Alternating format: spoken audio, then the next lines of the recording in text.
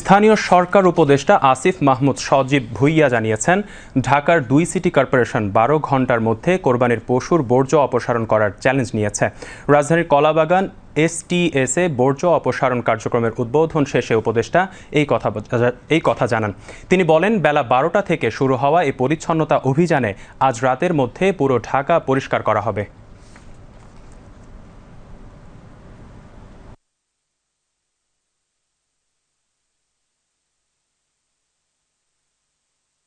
প্রত্যাশা করি আমাদের নাগরিকরা অবশ্যই নিয়ম মেনে চলবেন এবং নির্ধারিত স্থানেই কোরবানি দিলে সেটা আমাদের জন্য পরিষ্কার পরিচ্ছন্নতা করাটা খুব সহজ হতো।